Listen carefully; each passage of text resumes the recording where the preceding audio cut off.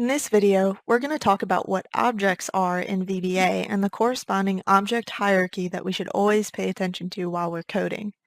In VBA, we often reference things called objects. Objects are essentially the different things you might interact with from your code, like worksheets or tables, and they live in an object hierarchy that we have to pay attention to.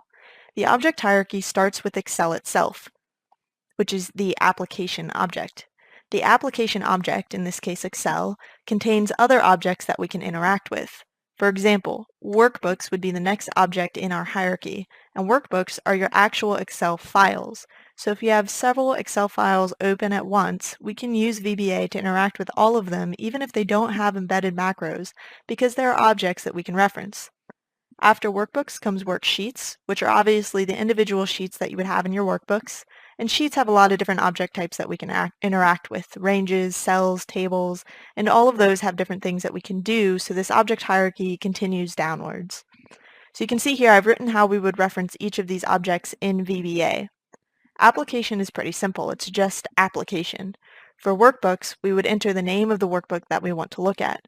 For worksheets, you can either use the name of the worksheet or the number of the worksheet if your sheets are always in the same order, and so on and so forth all the way down through the object hierarchy. And there will be videos that dive into each of these object types a little deeper and how to use them in VBA. Now, the other thing to note is that there are different things we can do with each of these objects. The way we interact with the Excel application object, for example, might be to tell the system to stop displaying alert messages or stop trying to update the screen graphics, but when we interact with the workbook object, our actions might be to save or open a new file. So the important thing to note about the hierarchy is that we have to walk VBA through the hierarchy in the correct order in order to get what we want out of it. For example, if we wanted to retrieve data from a specific cell in our Excel file, let's say this highlighted cell over here, we would need to tell VBA first, we are in the Excel application. Second, I want to look at this workbook called example. Third, I want to look at the object hierarchy sheet specifically. And last, I'm interested in cell 2-8, which means row 2, column 8, in this case, cell H2. And so you can see what this would look like if we spit it out into a full Excel statement. Now that period that goes after each object, it tells VBA that we are about to move another step further into the hierarchy. So we start with the application, and the period tells VBA we're about to move into the second layer of the hierarchy, in this case, the workbooks. And we reference this workbook that we're in now, which is example. So this is what the full statement would look like in VBA, and this is what we would type if we wanted to reference this particular cell we have highlighted in yellow.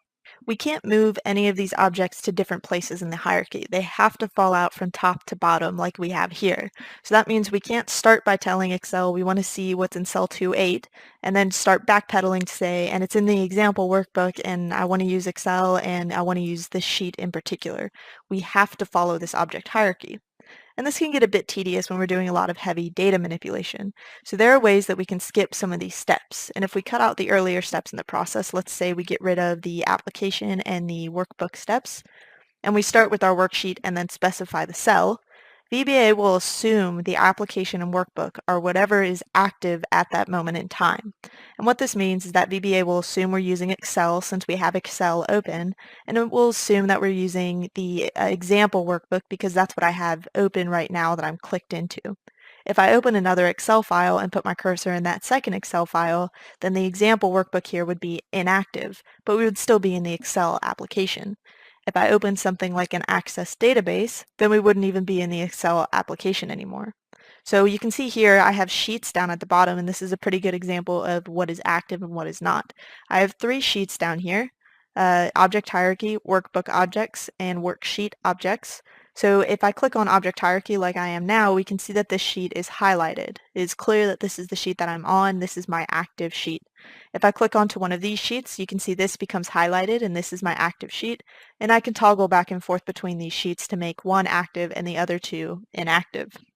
So we can take shortcuts when we're working with our object hierarchies, but it's important that we understand how those shortcuts are impacting our code.